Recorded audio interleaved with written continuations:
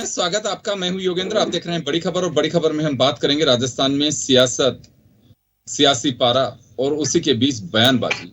सबसे मूल जड़ भी वही होती है कि बयानबाजी आप किस तरह की कर रही हैं। बीजेपी में सोशल इंजीनियरिंग के जरिए जो लगता है कि ये तबका है, इसे यहाँ शिफ्ट करना चाहिए, यहाँ सेट करना चाहिए किया, लेकिन कांग्रेस में नेता बयानबाजी से बाज नहीं आ रहे हैं। और जो प्रदेश प्रभारी हैं वो कह रहे हैं कि मैं सबसे मिलता हूं, किसी को कोई दिक्कत हो तो मुझे बताना चाहिए। दो बातें हैं, या तो लोग बताने से बचते हैं या फिर भरोसा नहीं है कि बता के कर भी क्या लेंगे इनको। तो कोई तो वजह है। चुनावी साल में अगर ये सब चीजें ऐसे ही चलती रही तो एक पार्टी तैयारी में लगी हुई है चुनाव के में, दूसरे बयानबाजी से बाहर नहीं आ रहे।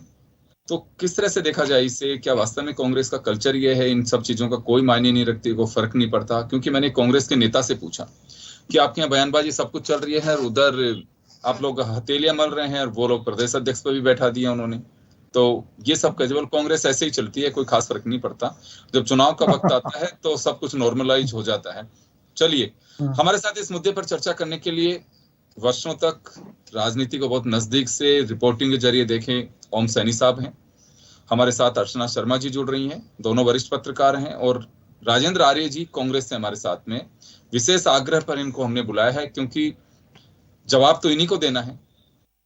ओम जी, आपके पास आना चाहूंगा। क्या वास्तव में कांग्रेस का यही कल्चर है, या फिर जो कुछ हो रहा है इसका नुकसान उठाना पड़ सकता है पार्टी को, या कहें कि आत्मघाती कदम पर चलते हैं ऐसे नेता जो इस तरह की बयानबाजी करके और पार्टी को पीछे धकेलने की कोशिश करते हैं?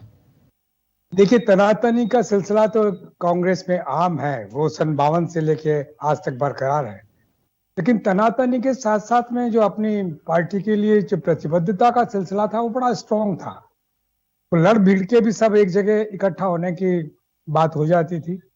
आप सन 52 से देख लीजिए, यानी हीरालाल शास्त्री के बाद में जब टीकाराम जी पालीवाल राजस्थान के मुख्यमंत्री बने, और तब भी यही सारा सिलसिला था। सुखाड़िया जी बने तब भी यही सिलसिला था। उसके बाद में बरकत साहब बने तब भी यही सिलसिला था। जोशी जी बने तब भी यही सिलसिला था।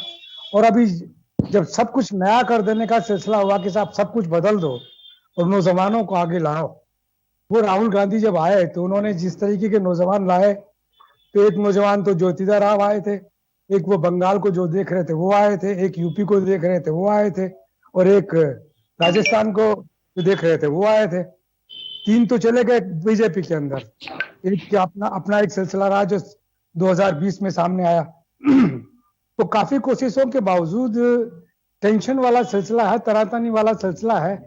ये इस बार कुछ नया है। नया इस माने में है कि आप गए लेकिन आपका आला कमान मान नहीं रहा कि गए, वो उनको वापस एसेट्स बना करके वापस लेके आए। दोनों को एसेट्स कह दिया, मतलब जिन्होंने गलती की वो भी एसेट, जिन्होंने गलती नहीं की वो भी एसेट।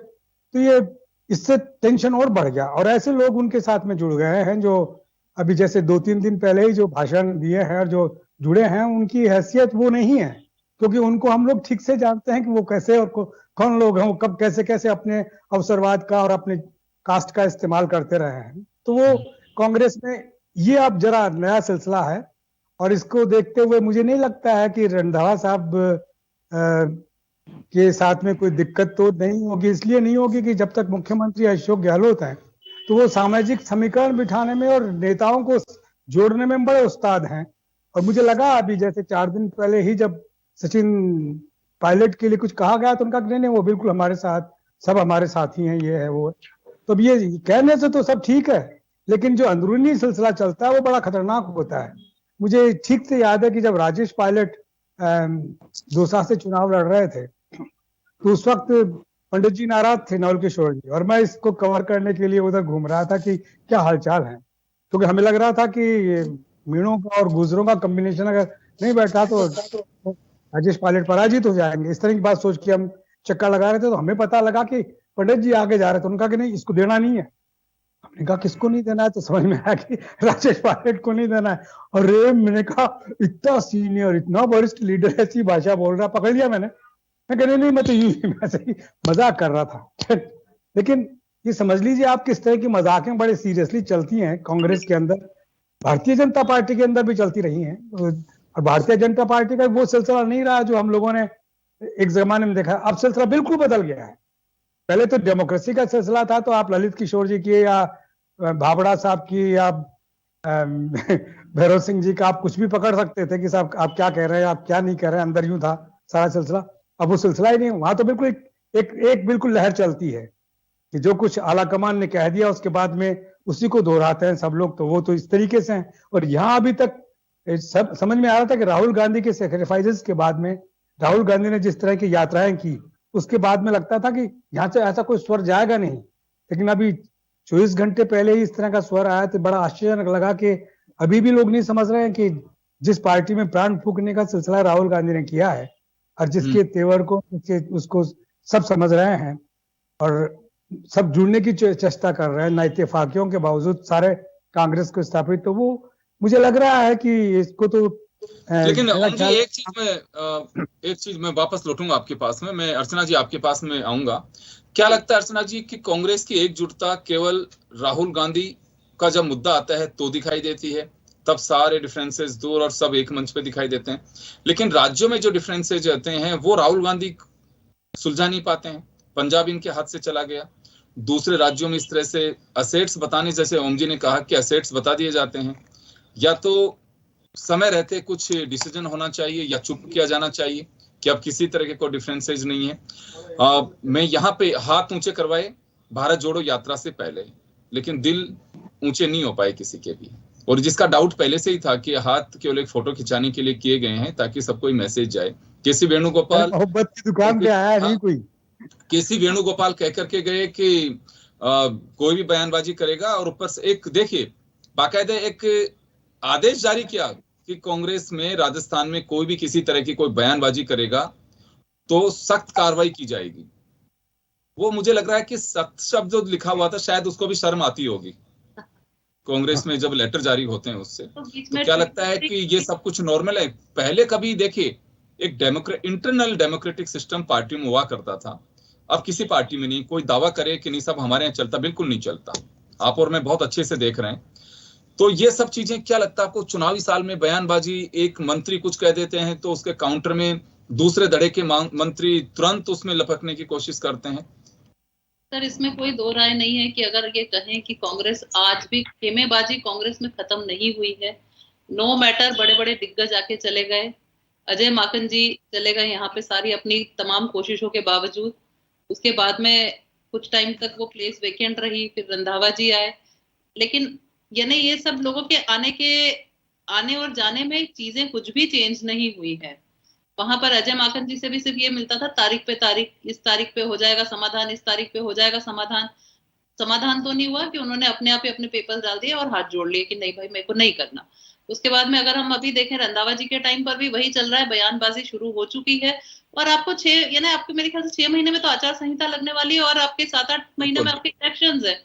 अब आप इलेक्शंस में जनता आपके बारे में क्या धारणा, यानी आप जिस तरह से बोल रहे हैं वो क्या धारणा बना रही है आपके लिए? ये तो मुझे लगता है कि पार्टी को सोच के चलना चाहिए। रूलिंग गवर्नमेंट है। आज ही हम किसी इवेंट में थे तो वहां पे यही चर्चा चल रही थी कि फ्रंट फुट पे सिर्फ मिस्टर अशोक गहलोत खेल रहे हैं, बाकी किसी को मतलब नहीं है किसी चीज का। बस एक वो है जो आज भी लड़े जा रहे हैं, कहीं ना कहीं कुछ अनाउंसमेंट करके सिचुएशंस में, विषम परिस्थितियों में भी सबसे आगे एज अ कैप्टन लीड कर रहे हैं।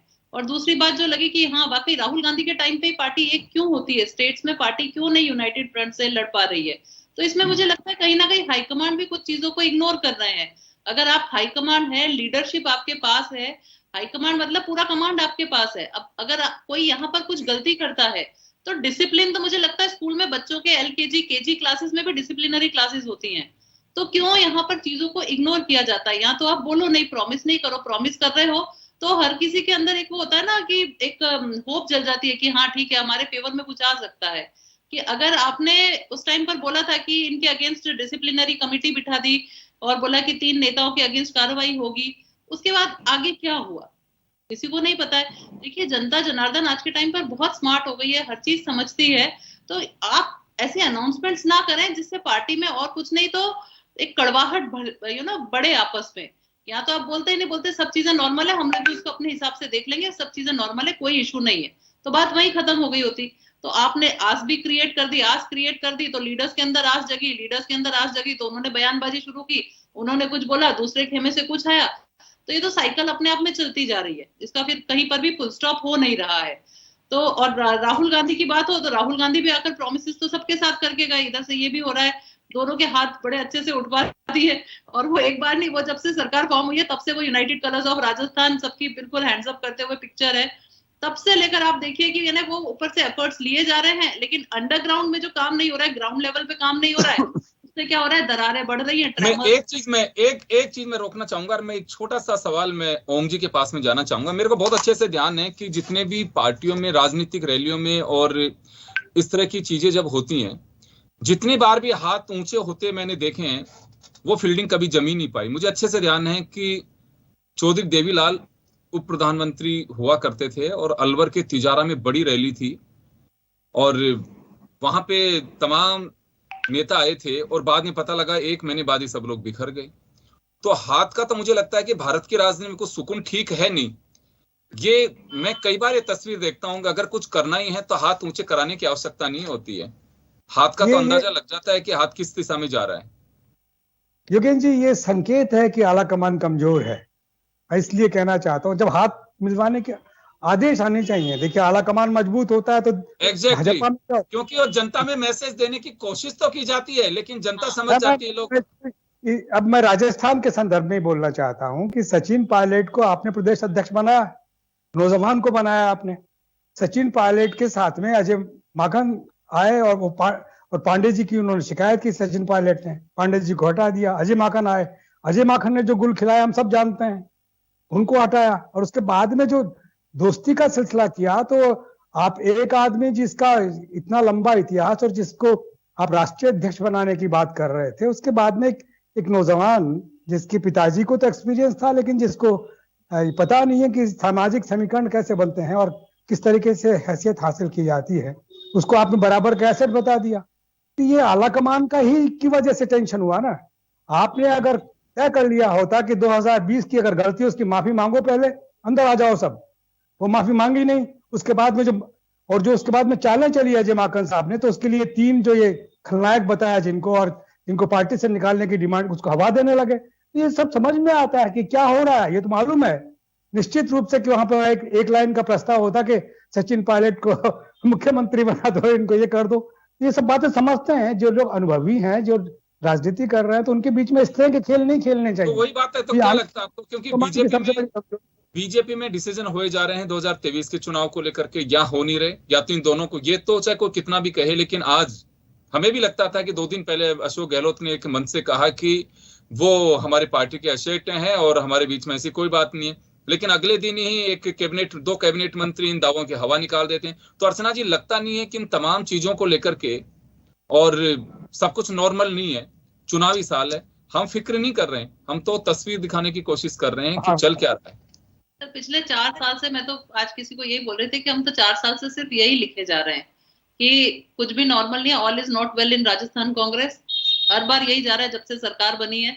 आप स्टार्टिंग से याद कर लीजिए, जब सरकार बनी, जब सीएम अनाउंस हुए, उसके बाद में जब पोर्टफोलियो अनाउंस हुए, उसके बाद जो भगदड़ मची, उसके बाद में फिर जब इन लोगों का वहां मानेसर गए, मानेसर से आए, फिर किस तरह से पार्टी में इंडक्शन हुआ, फिर कुछ प्रोमिसेस हुए, फिर कुछ वादे हुए, फिर वो वादे तोड़े गए, फिर उसके बाद में रिजल्ट आया। तो यानी पिक्चर बिल्कुल वैसी ही चल रही है। हाँ, आगे ये है कि 6 महीने में अगर आपको इलेक्शन की तैयारी करनी है, तो अब तो कांग्रेस को एक यूनाइटेड फ्रंट के साथ खेलना पड़ेगा।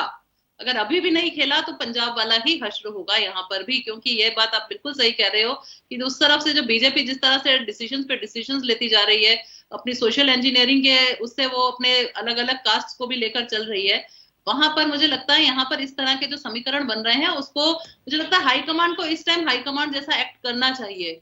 यहाँ पर आकर हर चीज जो इश्यूज हैं उनको सुलझाना चाहिए। अगर अशोक गहलोत जी अपने हाथ में कमांड ले सकते हैं तो उनको ये सारी चीजें कंप्लीट करनी चाहिए, but yes, action needs to be taken now. देखिए, सबसे बड़ी बात, रोचक बात हो रही है, देखिए कि हम इधर देखते हैं बीजेपी में डिसीजंस को लेकर के वो पन्ना प्रमुख तक पहुंच जाते हैं, और इधर डोटासरा जी ट्वीट कर रहे हैं कि 17 ब्लॉक प्रमुख हमने आज डिक्लेयर कर दिए हैं। इतनी बड़ी बातें हैं, जैसे कोई कैबिनेट रिसफल कर रहे हो। राजेंद्र जी, आपके पास आऊंगा एक बार मैं, हाँ, ऑर्गेनाइजेशन स्टेटस ही नहीं कंप्लीट है सर यहाँ पर तो अभी। राजेंद्र जी आपके पास आना चाहूंगा कि देखिए कितनी बड़ी बात है कांग्रेस में कि एटलीस्ट 8 प्रवक्ता और 7 पैनलिस्ट का एक वो तो तैयार कर दिया कम से कम आप लोगों ने चुनावी साल में कि 6-7 महीने पहले। ये भी कितनी बड़ी बात है कि ये ऊपर आला कमान ने गौर फरमा लिया कि राजस्थान में एक पैनलिस्ट का पैनल तो बना दिया जाए। ब्लॉक प्रमुख एक साथ नहीं कर रहे आपके यहाँ पे, उनके पन्ना प्रमुखों की तैयारियां चल रही हैं, सम्मेलन हो रहे हैं उनके कि पन्ना प्रमुख के अलावा जो प्रवास पे जो लोग रहेंगे वो कम समय के लिए, पूरे समय के लिए, तो ये कुछ चीजें चल रही हैं। आप लोगों को नहीं लगता कि कार्यकर्ताओं की बिल्कुल तैयारी है और ये सब कुछ अंदर ही अंदर है, उसको हम डिस्क्लोज नहीं करना चाहते हैं? आप चिंता मत करिए कि हमारी तैयारी तो उनसे भी बेहतर है। आप ही बता दीजिए, आज इसी वजह से हमको आपको विशेष आग्रह पे बुलाया, हम जानना चाहते हैं कांग्रेस की तैयारी भी। देखिए योगेंद्र जी, जहां तक भाजपा की बात है तो भाजपा में लोकतंत्र है ही नहीं। भाजपा में जो फैसले होते हैं वो सिर्फ 2 लोग। आप तो अपने ही बता दीजिए, ये तो जानते हैं भाजपा वाला। तो उसी से मैं बताऊंगा कि क्या फर्क है कांग्रेस में और भाजपा में। भाजपा में लोकतंत्र नहीं है। भाजपा सिर्फ जातिवाद का गणित बिठाती है, गुणा भाग बिठाती है। कभी वो प्रदेश अध्यक्ष जाट को हटा के मतलब ब्राह्मण को बनाती है और राजपूत को वो नेता प्रतिपक्ष बनाती है। तो आप देखिए ना, ये माननीय मुख्यमंत्री जी का करिश्मा है कि उनके तोड़ के लिए उनको जातियों के गणित में उलझना पड़ा। आज जनता के सामने जो माननीय मुख्यमंत्री जी ने प्रदेश में क्या पूरे देश में जो लकीर खींची है ना, उस लकीर को पाटने के लिए बीजेपी को जातिवाद का सहारा लेना पड़ रहा है। तो योगेंद्र जी, मैं आपको यहाँ कहना चाहता हूं कि चूंकि कांग्रेस पार्टी में डेमोक्रेसी और हेल्दी डेमोक्रेसी है जिसके अंदर लोग अपनी बात कहते हैं। हाँ, इसमें यह बात भी सही है कि मतलब वैचारिक जो स्वतंत्रता है या जो आजादी है उसके अंदर और अनुशासनहीनता में बहुत बारीक फर्क होता है। तो उस फर्क को भी हमें समझना चाहिए। और चूंकि सर ये वैचारिक स्वतंत्रता है, ये वैचारिक स्वतंत्रता है या वास्तव में इससे वैचारिक मतभेद, क्या मैं इससे मानूं कि इसमें अनुशासन तक कार्रवाई की जो बात की जाती है, या आप कह रहे हैं कि ये डेमोक्रेटिक फ्रीडम है, ये जो भी कोई बयान दिया जा रहा है, कोई किसी का फ्यूज उड़ा रहा है, कोई कह रहा है इसका अलाइनमेंट चला गया। अभी 15 दिन पहले एक इनके जो प्रदेश अध्यक्ष थे उनके हाय हाय के नारे लगे थे, बीजेपी कार्यकर्ताओं ने लगाए थे। आज आप देखिए, मैं फिर वही बात कह रहा हूं, और उन्होंने जिस तरीके से चुनावी साल के अंदर अपना राजस्थान का जो सबसे बड़ा जो किसान वर्ग है, जाट समुदाय के प्रदेश अध्यक्ष को हटा के तीसरे नंबर पे बिठाया है, तो आने वाले समय में ये फर्क आपको दिखेगा।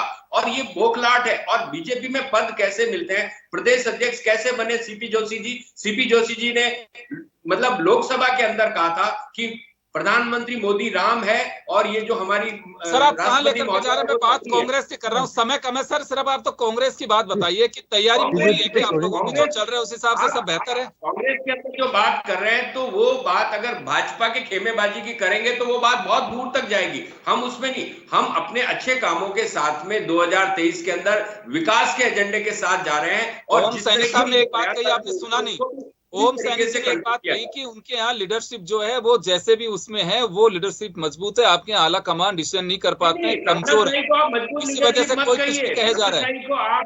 तानाशाही को आप मजबूत लीडरशिप मत कहिए। जिस तरीके से मक्खी की तरह निकाल के फेंक देना, ये भी लोकतंत्र में सही फैसले नहीं होते हैं। आप समझिए इन चीजों को कि जिस तरीके से मोदी और अमित शाह भाजपा को चला रहे हैं, ये बैठे ओम सैनी साहब, ये भी पुरानी राजनीति को बहुत करीब से देख रहे हैं। इन्होंने अटल जी का दौर भी देखा है, आडवाणी का दौर भी देखा है। इस तरीके के मतलब फैसले कभी भी बीजेपी में नहीं हुए।